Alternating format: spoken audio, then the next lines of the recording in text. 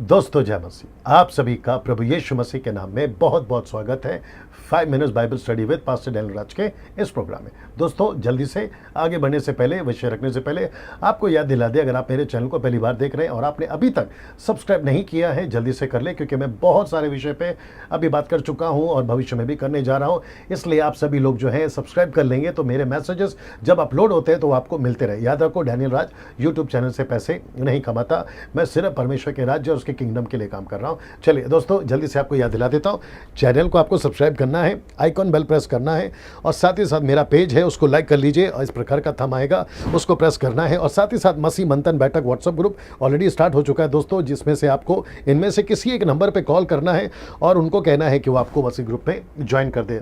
मकसद है मसीह मंथन बैठक ग्रुप का दोस्तों, मकसद है कि जितनी भी गलत शिक्षाएं चल रही है उसको हम रोक सके, 22वीं पीढ़ी को साफ सुथरा मसीह जीवन दे सके, उसके चलते ये जो है मुहिम शुरू करी है ना। दोस्तों आज का विषय आपके बीच में रख रहा हूँ, बड़ा दिलचस्प है, मैं थोड़ा जल्दी जाऊंगा क्योंकि समय को भी ध्यान में रखना होता है। आज का विषय है दोस्तों ये वाला, विश्वासियों से प्रार्थना मत कराइए। मैं रिपीट करता हूं कि विश्वासियों से प्रार्थना मत करवाइए।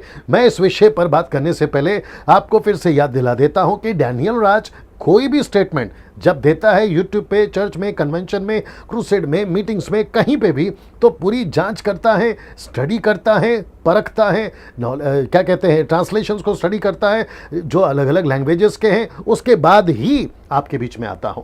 तो उनमें से ये एक विषय को भी मैं रख रहा हूं कि विश्वासियों से प्रार्थना नहीं कराना है या मत कराइए। मैं इस विषय पे बात करने जा रहा हूं। क्यों? मेरे साथ बने रहिए, आखिर तक आपको पूरा जो है कॉन्सेप्ट समझ में आ जाएगा ना। इसको देखिए, आज 90% विश्वासियों को एक गलत आदत लग गई है। कौन सी? ये देखिए, विश्वासियों से प्रार्थना करवाने की। जी दोस्तों, आपने बिल्कुल ठीक सुना, आज 90% विश्वासियों को गलत आदत लग गई है। किस चीज की? विश्वासियों से ही प्रार्थना करवाने की। इसका मतलब है कि जिसके पास में उद्धार है, जिसके पास में पवित्र आत्मा है, जिसके पास में अभिषेक है, जिसके पास में परमेश्वर पिता है, जिसका कनेक्शन स्वर्ग से हो चुका है, जो इस संसार का नहीं प्रभु का हो चुका है, बपतिस्मा हो चुका है, प्रभु बोझ लेता है, यीशु की सेविकाई भी करता है और चर्च में 5, 6, 10, 40, 50 साल से प्रभु में, ऐसे विश्वासियों की मैं बात कर रहा हूं कि प्रार्थना करवाने की एक बहुत गलत आदत लग गई है। जी दोस्तों, मैं इसलिए कह रहा था शुरुआत में कि विश्वासियों से प्रार्थना मत कराइए ना। दोस्तों इसको देखिए, ये आदत किसने बिगाड़ी? मैं इसके ऊपर पहले आ जाता हूं। ये आदत बिगाड़ी है दोस्तों कुछ लालची ऑनलाइन प्रार्थना करवाने वालों से आपकी आदत बिगड़ी है। तो क्या हो रहा है मैं आपको बताता हूं। फेसबुक के ऊपर, यूट्यूब के ऊपर, व्हाट्सएप के ऊपर, कॉल्स के ऊपर, वेबसाइट के ऊपर कुछ ऐसे लालची लोग आते हैं, विशेष करके साउथ अफ्रीका से, विशेष करके अमेरिका से। ये सब क्या करते हैं? आपको कहते हैं कि आप हमको अपनी प्रार्थना निवेदन भेजिए, हम आपके लिए प्रार्थना करेंगे, और फिर ऑनलाइन वो प्रार्थना करते हैं और फिर आपसे कहते हैं $1, $2 या फिर आपका जो भी प्रेयर सीड है, जिसको सीड कहते हैं, आप उसको भेज दीजिए और आपको ब्लेसिंग मिलेगी। क्योंकि प्रार्थना करने की कोई कीमत होती है। ओल्ड टेस्टमेंट से कोई भी रेफरेंस या स्क्रिप्चर उठाते हैं आउट ऑफ कॉन्टेक्स्ट और आपको कहते हैं कि देखो यहां लिखा है, और आप जो है भावना में बहकर, आप जो है उनके चक्कर में पड़कर आप प्रार्थना के लिए पैसे दे देते हो, और फिर उसके चलते आपको जब प्रार्थना का उत्तर नहीं मिलता है, क्योंकि वो तो फेक होता है, वो तो गलत होता है, क्योंकि प्रभु आपकी प्रार्थना सुनता है, और फिर जब आपको प्रार्थना का उत्तर नहीं मिलता है आप विश्वास से भटक जाते हो, यहां तक कि आपका पतन यानी कि बैकस्लाइड हो जाते हो, और फिर आप कहते हो कोई परमेश्वर नहीं है। तो सबसे पहले ऑनलाइन वालों से आपको बच के रहना। दूसरा, कुछ तो चर्च के लालची पास्टरों ने भी आपकी आदत बिगाड़ी है। मैं लालची पास्टर इसलिए कह रहा हूं क्योंकि बहुत सारे पास्टर्स अपने चर्च के मेंबरों को यह कहते हैं, आपको अपनी प्रार्थना निवेदन मुझे देना है,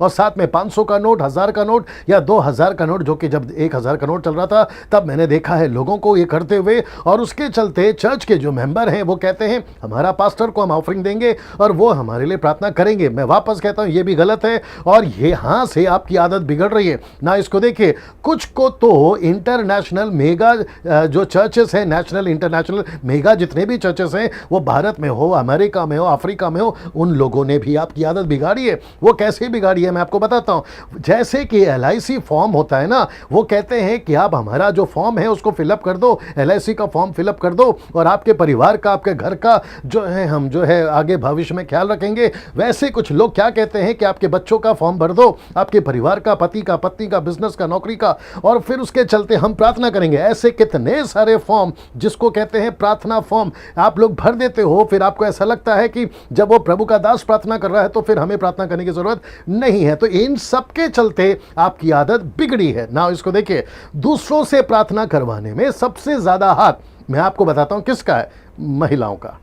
जी, सबसे ज़्यादा मुझे भी फ़ोन आते हैं, मैसेजेस आते हैं, फेसबुक, मैसेंजर, व्हाट्सएप पर आते, यूट्यूब के कमेंट बॉक्स में आते, कहते हैं कि पास्टर जी प्रार्थना करो। महाराष्ट्र में जब मैं जाता हूं सेविकाई के लिए तो मराठी लोग कहते हैं पास्टर साहब माझ्यासाठी प्रार्थना करा।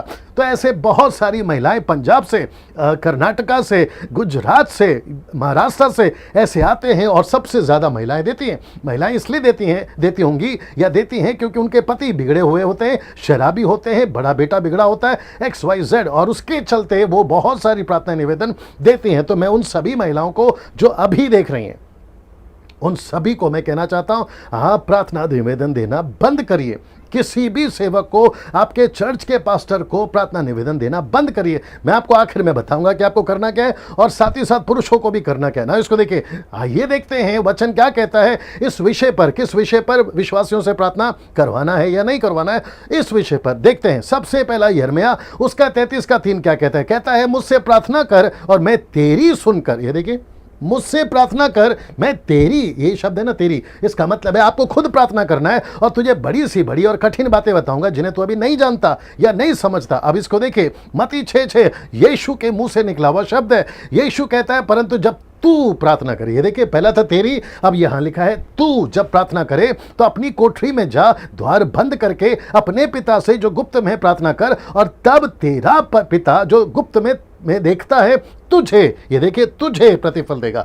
तो यहां बात हो रही है इंडिविजुअल, यहां पर बात हो रही है व्यक्तिगत, यहां बात हो रही है रिश्ते की, बाप की बेटी की, बाप की बेटी की। इसका मतलब है कि हम सबका एक परमेश्वर पिता है और पिता को बेहतर पता है कि बच्चे को क्या चाहिए। तो बच्चे को भी बाप के पास ही जाना है और बाप से प्रार्थना करना है, ना कि एजेंटों से। जो एजेंट्स है ना आपके मसीह समाज में, उनसे प्रार्थना नहीं करवाना है। आपको सीधे परमेश्वर पिता के पास जाना है ना। इसको देखिए, पौलुस क्या कहता है, पहला थिस्सलुनीके उसका 5:17 में कहता है, निरंतर प्रार्थना में लगे रहो। तो कौन प्रार्थना में लगा रहे? वो महिला जो दूसरों को प्रार्थना निवेदन देती थी, वो ऑनलाइन में प्रार्थना निवेदन देते थे, वो चर्च के पास्टर को देते थे, वो जो नेशनल या इंटरनेशनल मेगा चर्चेस में अपनी अपनी चिट्ठी बनाकर फॉर्म भरकर देते थे, उनको मैं कहना चाहता हूं, इस वचन के वसीले से आपको खुद प्रार्थना करनी है और वो भी निरंतर प्रार्थना में रहना है। याकूब की किताब उसका 5:17 क्या कहता है? देखिए, यदि तुम में कोई दुखी हो, ये देखिए, यदि तुम में कोई दुखी हो वह प्रार्थना करे, वह, ये शब्द है ना, वह खुद प्रार्थना करे। यदि आनंदित हो तो स्तुति के भजन गाए। तो इसका मतलब है कि प्रार्थना उसको खुद करना है ना। इसको देखिए, इफिसियों 6:18, हर समय हर प्रकार से आत्मा में प्रार्थना और विनती करते रहो, इसीलिए जागते रहो। इसका मतलब है यहां पर पौलुस कह रहा है कि तुम प्रार्थना करो। याद रखो, आत्मिक लड़ाई का विषय का टॉपिक है, फिर वो कहता है चैप्टर है, फिर वो कहता है कि तुम प्रार्थना करो ना। इसको देखिए, सब पवित्र लोगों के लिए लगातार विनती किया करो। तो इसका मतलब है पौलुस कह रहा है कि तुम पवित्र लोगों के लिए प्रार्थना करो। ये पवित्र लोग कौन है ना? इसको मैं आपको बता देता हूं। दरअसल में ये आपका पास्टर है पवित्र, ये ऑनलाइन वाला वो प्रीचर है, ये मेगा चर्च वाला वो मेगा पास्टर है। वो सारे लोग हैं जिनको परमेश्वर का दास पौलुस कहता है तुम खुद उनके लिए प्रार्थना करो। तो फिर आप इनको क्यों कहते हो कि आपके लिए प्रार्थना करें? See this? Now, इसका मतलब है आपको इनके लिए प्रार्थना करना है, इनसे प्रार्थना नहीं करवाना है ना। इसको देखिए, योएल की किताब उसका 2:32 क्या कहता है? उस समय जो कोई यहोवा से प्रार्थना करेगा वह छुटकारा पाएगा। तो जो कोई यहोवा से प्रार्थना करेगा वह छुटकारा पाएगा। आगे का आप जानते हैं, यहोवा के वचन के अनुसार सिय्योन पर्वत पर यरूशलेम में जिन बच्चे को यहोवा बुलाएगा वे उद्धार पाएंगे। तो खुद प्रार्थना करो, पवित्र लोगों के लिए आप प्रार्थना किया करो, पवित्र लोग आपके लिए नहीं। मैं आपको बता चुका हूं ना। इसको देखिए, कुलुस की किताब उसका 4:3 कहता है, इसके साथ ही साथ हमारे लिए भी प्रार्थना करते रहो कि परमेश्वर हमारे लिए वचन सुनाने का ऐसा द्वार खोल दे कि हम मसीह के उस भेद का वर्णन कर सकें जिसके कारण मैं कैद में हूं। तो पौलुस कहता है, मैं प्रार्थना नहीं करूंगा बल्कि तुम लोग मेरे लिए प्रार्थना करो। तो मैं यही चीज आपके बीच में रख रहा हूं कि पवित्र लोगों के लिए आप प्रार्थना करो, पवित्र लोगों के लिए आप प्रार्थना करो, पवित्र लोग आपके लिए नहीं।